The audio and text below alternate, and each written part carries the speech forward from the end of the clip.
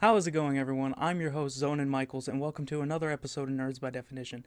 Today, we're going to be talking about our top games going into the 2020 year. These games will all be releasing sometime this spring of 2020. These were just our top 5 picks going into the year of 2020. As I go to talk about each one of these games, I'm going to be doing it by release date, which one releases the earliest to which one releases the latest in the spring 2020 year. Coming up at number 1, releasing March 3rd of 2020, we have Final Fantasy VII Remake. Generally, with these remake games lately, if you look at things like RE2 Remake, and then later throughout the year we're going to have RE3 Remake, these remake games have really shown that you can take an older game or an older product and really make it shine with nowadays power, graphics, and new technology systems that we can use to put into play for better gameplay. I know a lot of people like the turn-based old Final Fantasy style, but if you look at the newer Final Fantasy style, it seems like they're more leaning towards the gameplay of what was like Final Fantasy 15, where it was more hack and slash or thought process oriented, where you could change throughout your characters, but, and still have their skill sets. Final Fantasy VII is a huge game. From what it looks like, I have to agree with Maximilian Dude when he posted a video a while back during the speculations of Final Fantasy VII Remake and say this pretty much just looks like the Midgar Zone, which if it is that big and it covers that substantial portion of the game, I think that Final Fantasy fans are in for a treat, and I personally am very excited. Everyone else here at Nerds by Definition, my 2 other hosts, are very excited. And we cannot wait for this game to be released and get our hands on it. Again, Final Fantasy dropping March 3rd, 2020. Up next is a personal pick for me, and that is Half-Life Alyx. We've been waiting a substantial amount of years after the ending of Half-Life 2 that left us kind of wanting more, but Valve, couldn't produce. And so when VR technology was being, brought into this system, and Valve brought out the Valve Index and things like that, go figure that they would make a game to want to bring people in to want to play more VR. And I personally am a very big person who is into virtual reality gaming, and I think that this could very substantially be a fantastic game. I understand it's called Half-Life Alyx, and a lot of people are speculating that this is Half-Life 3. I personally don't think I can get behind it being called Half-Life 3, although if it is, if Valve comes out and announces it and says it's Half-Life 3, then I apologize that I missed that. I've been trying to keep up with the gaming news as much as I can, but, I can only do so much. So hopefully Half-Life Alyx is exactly what we've been looking for, and if you have a virtual reality headset, whether it is the HTC Vive, the Oculus Rift, or a Valve Index, any of these platforms that are compatible with PC, then I guarantee you're probably as excited for this as I am, and I'm actually getting my VR headset later this month, and I can't wait because I'm going to dive into VR games. I'm going to be doing VR live streams, but that's a whole nother topic altogether. That is releasing in March of 2020. I couldn't find an exact date. There may be one out there, but I couldn't find one within the time allotted that I was trying to do these studies. I apologize. But again, that's Half-Life Alyx releasing March of 2020.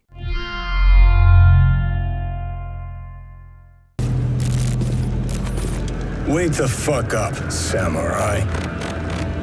We have a city to burn. Next up is something that we here at Nerds by Definition are very excited for, and cannot wait for. Ever since the trailer dropped, it looked amazing. And then the addition of Keanu Reeves, you already know where I'm going with this. For the third one releasing this year on April 16th of 2020, we have Cyberpunk 2077. And this game looks phenomenal, from the graphics to what could be gameplay. Even the story and what it could be really caught my interest with this game, and I'm very excited to see where it'll go and, what roles you'll play, because I like how someone online they said it was almost like a futuristic cyber Grand Theft Auto. And I honestly hope that, could play similarly, maybe. I don't know. I'm very excited for this. My two other co-hosts, they have been rearing to go with Cyberpunk 2077. Sadly, I've not been able to dive into the hype as much as they have, so they'd probably be able to explain it a little better. But, Cyberpunk 2077 again releasing April 16th of 2020. So I screwed up. I told you I was going to do it in order of release, and I completely missed the game. I stopped the recording real quick and went and reviewed my notes, and I completely blew over the game that I am most excited for this spring of 2020. And I can't believe I did that, and it happened. But oh well, there's gonna be a slight shift in plans here. I'm actually going to jump back from Cyberpunk 2077 on April 16th, and we're gonna dial it back to April 3rd. Releasing later this year on April 3rd of 2020, we get Resident Evil 3 Remake. Now, if you can't see, I do have the Leon figurine behind me as well as the case because I got the collector's edition of RE2, and because RE2 was my favorite Resident Evil as a kid, and now that I got to go get, now that I got to get the collector's edition as an adult and get to play this remake edition of it, I honestly have personally come to like the remake more than the original, which a lot of people may differ with me from, and that's perfectly fine. Everyone is entitled to their opinion at this channel. But my personal opinion, RE2 Remake absolutely killed it. From the atmosphere to the gameplay, I will even say the redesigns of the characters, and as much as I wanted to fight it, I couldn't help but fall in love with them. And how well they portrayed the enemies in the game was fantastic. But one of the complaints that I saw a lot with the RE2 Remake is everyone wanted the city a little fleshed out more, because you were, in the original game, you did spend more time in the city than what you do in RE2 Remake. And the fact that RE3 looks absolutely amazing graphically, it looks like, I don't know if the whole Jill running away from Nemesis, the little first-person view, if that's going to be maybe like a QTE, or if that's just going to be cutscenes, things like that, or if it is just cinematography for the trailer. But either way, the graphics look amazing. You are going to be spending more time in the city, considering the fact RE3 takes, pretty much the whole time in Raccoon City, and the Raccoon City Police Department. Now, I personally have not beat RE3. As another big reason why I'm looking forward to it, I never really got the chance to, nor did it really grasp my attention when I was a kid. I don't know why, because honestly, when I went back and I watched people play the old RE3 just to kind of gauge it a little better, I was like, you know what, this story's pretty decent. I mean, back then it was the 90s, so the voice acting could be a little better, but that's fine. Like, the whole, oh, you want stars line. You want stars? I'll give you stars. It was a little much, but that's fine. I can't wait to see what they do with this game and how overhauly it is. It looks amazing. It is hard to put into words how excited I am for this game. Considering the fact like I said, I never got to beat it in the past, so now I'm going to be able to get that chance to actually complete the game. And with it looking visually amazing, if they keep the same gameplay from RE2, I know it's going to be amazing. And I was already scared of Mr. X from RE2, and the fact that Nemesis is just going to be up your ass all the time.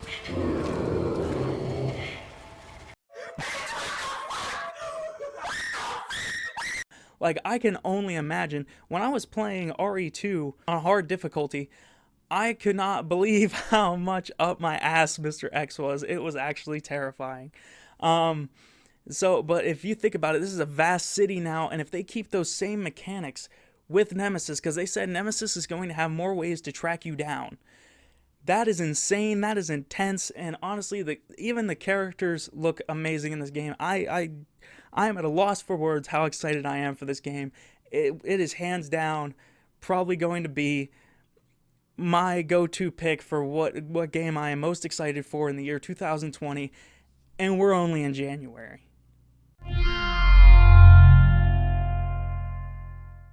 The fifth and final game coming out this spring that we are excited for is The Last of Us 2.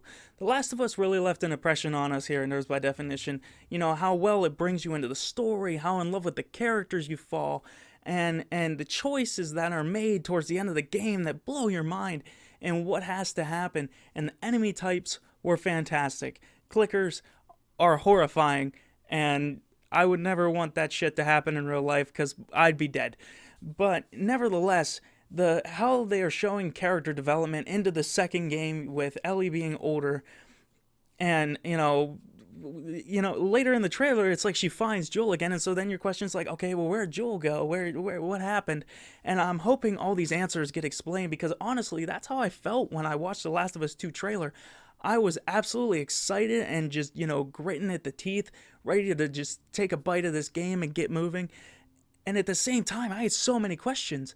I was like, wait, what's going on here? Why is this going on? How did we get to this point? What's going on here? And I'm hoping that all these questions get answered when the game releases, because I am so excited.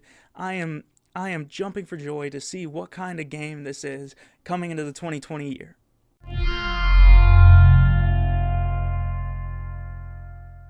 Alright, that covers our top 5 games coming out this spring, year 2020, the ones that we here at Nerds by Definition are most excited for. But I'm going to go ahead and take this little tidbit to talk about a game that I am excited for that is coming out rather this year or possibly next year. Its date is still to be determined. Now, if you can't see behind me here, that giant Legend of Zelda shirt, and on top of that, down in my collection, I have a bunch of Legend of Zelda gear. I am a huge Legend of Zelda nerd. I've loved it since I was a kid. I was first introduced to it at about 4 years old. I got to play Legend of Zelda: Link to the Past, and I fell in love with this series. Of course, I got to play, Ocarina of Time, Twilight Princess, things like that. I got to play majority of the Legend of Zelda games. I will go on record to say I have not beaten all of the Legend of Zelda games. But if you think I'm going to go back and play Legend of Zelda 2 and try to beat that game, I'm sorry, you're out of your mind. I refuse. But... But as far as Legend of Zelda Breath of the Wild 2, the sequel to the Legend of Zelda Breath of the Wild that got released for the Switch and the Wii U, I believe a couple years back now. Personally, I'm very excited for this game. I thought Legend of Zelda Breath of the Wild 1 was a fantastic game. I did have some minor complaints, and this is pretty much it. So, originally in Legend of Zelda Breath of the Wild, you don't fight an official Ganon. You keep fighting Calamity Ganon. And, someone who grew up with the series, I was expecting to, fight, the Demon King Ganon or Ganondorf himself, but you don't. You don't get to fight, the Demon King or the King of Thieves.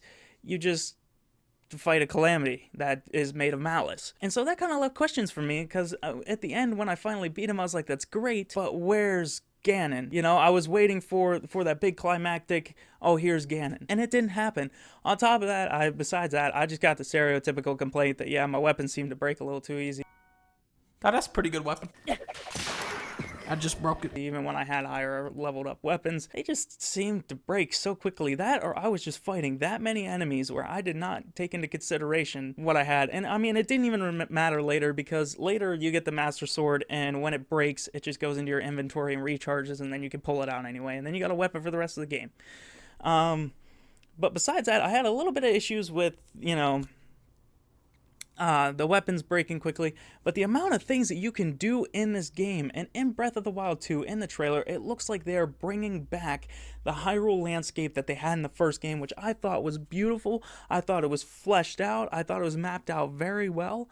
And I think that Nintendo really, really went above and beyond what they could do for Legend of Zelda fans with the first game. I'll go ahead and take a page out of Zeltic's book and talk about how Zelda's hair is cut short, and she looks more battle-ready, so I don't know if they're going to make her a playable character, if she'll have a playable section, if they're still keeping the open-world aspect, or if they're going to try and make it a little more linear, now that it seems like they're introducing Ganon, like himself, back into the story, which I am one of the people who do believe that this is the Twilight Princess Ganon that was stabbed in the chest, and by, not only the sages, but then by Link himself, and, I'm very excited to see what happened. I want to know what pinned him down, because I've read multiple theories that have been kind of interesting for me. Some of them I kind of, sat back and was like, yeah, I could see that. And then there were other ones where I was just kind of like, what? Anyway, getting back to the task on hand here, I think that Breath of the Wild 2 is going to be an amazing game, and I cannot wait for them to announce it, or at least show us more.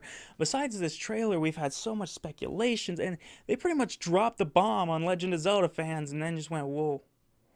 and just backed off, just disappeared, and I haven't heard anything about it since. And I'm like chewing at my fingernails, nervous on how badly I want this game to just come out. Like, I need something.